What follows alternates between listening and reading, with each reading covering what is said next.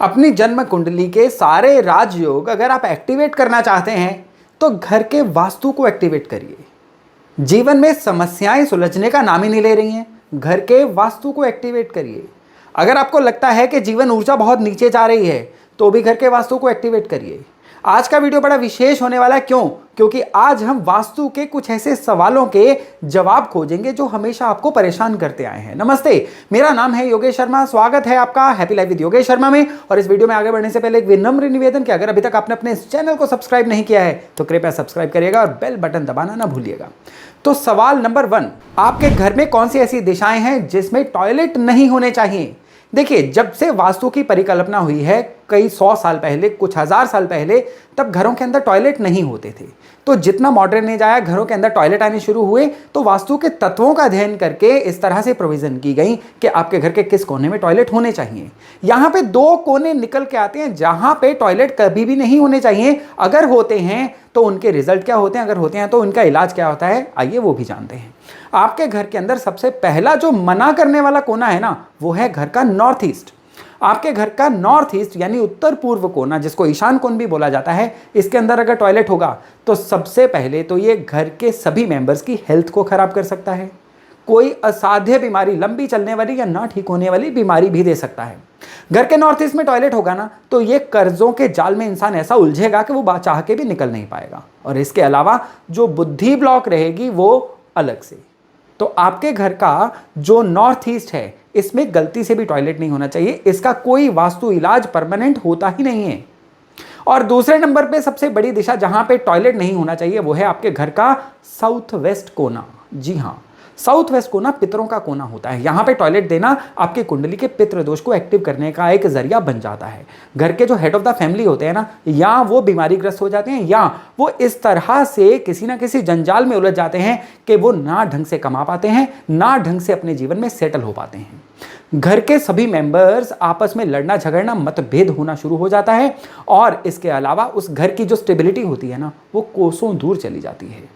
तो घर के अन्य किसी भी कोने में टॉयलेट होगा ना, चाहे साउथ ईस्ट में हो जाए, ईस्ट में हो जाए, नॉर्थ में हो जाए, उनका वास्तु के उपायों के द्वारा ट्रीटमेंट हो सकता है। लेकिन नॉर्थ ईस्ट के टॉयलेट का और साउथ वेस्ट यानी नैऋत्य कोण के टॉयलेट का कभी भी इलाज नहीं होता है। तो यथासंभव इन कोनों में टॉयलेट होगा तो उसको छोड़ना ही जो है आपके लिए एकमात्र सॉल्यूशन हो सकता है।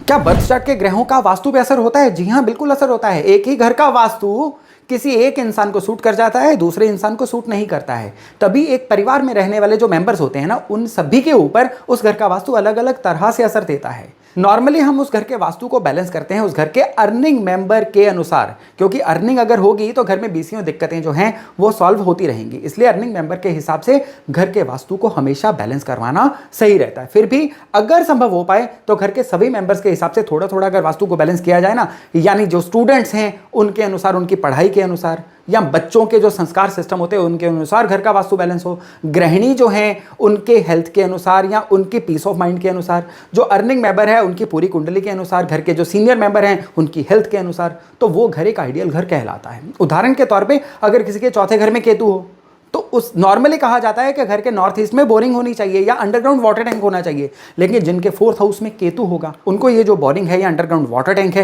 वो बिल्कुल सूट नहीं करेगा। उनके जीवन में भूचाल आने शुरू हो जाएंगे। तो अगर आप वास्तु घर की कुंडलियों के अनुसार बैलेंस करवाएंगे ना, सभी मेंबर्स के अनुसार, तो वो वास्तु जो है वो आपके लिए एक धन समृद्धि का, जीवन में तरक्की करने का जरिया बनेगा। बहुत सारे लोग ये सवाल पूछते हैं कि क्या वास्तु किराए के घर पे भी असर करता है? देखिए, वास्तु की ऊर्जाओं को ये पता ही नहीं होता है कि घर की प्रॉपर्टी किसके नाम पे है। घर में वास्तु की ऊर्जाओं का केवल एकमात्र मतलब होता है कि उस 4 दीवारी के अंदर रहने वाले जो लोग हैं उनके ऊपर असर देना है। तो आप चाहे किराए के घर में रह रहे हैं, चाहे आप अपने घर में रह रहे हैं, चाहे प्रॉपर्टी आपके किसी और मेंबर के नाम पे भी है, वास्तु की ऊर्जाओं को ये पढ़ना नहीं आता है। वो सीधे सीधे आपके ऊपर असर करती हैं। आप किराए पे भी रह रहे हैं, उस समय के लिए तो उस घर के ऑक्यूपेंट आप ही हैं ना। तो तो वास्तु की ऊर्जाएं इस चीज पे डिपेंड नहीं करता है कि वो प्रॉपर्टी किसके नाम पे है या वो प्रॉपर्टी अपनी है या किराए की है। सभी लोगों पे वास्तु की ऊर्जा जो है ये प्रॉपर असर करती है। जैसा कि मैं अपने पिछले कई वीडियोस में बता चुका हूं कि घर की एंट्रेंस को सही रखिए, घर के अंदर वाले कलर्स को सही रखिए, अग्नि स्थान यानी किचन को सही रखिए, टॉयलेट्स को सही रखिए और सबसे जरूरी चीज हेड ऑफ द फैमिली का जो बेडरूम है उसको उसके बर्थ चार्ट के अनुसार रखिए। बस इन चीजों का परहेज करिए, इन चीजों को फॉलो करिए, फिर देखिएगा किस तरह से आपका जो वास्तु है ये आपकी हेल्प करता है, आपके राजयोग को जागृत करता है और किस तरह से ये वास्तु जो है आपको आगे बढ़ने में सहायता करता है। तो दोस्तों ये थे वास्तु के कुछ ऐसे प्रश्नों के उत्तर जो हमेशा आपके मन में एक शंका बनके, एक डालिमा बनके चल रहे थे। तो मैं आशा करता हूं इनसे लाभ लेके आप अपने आने वाले जीवन को बहुत अच्छा बना पाएंगे। तो चलिए बहुत जल्द मिलते हैं नए टॉपिक, नए विषय के साथ। अपना खूब ध्यान रखिएगा। नमस्ते।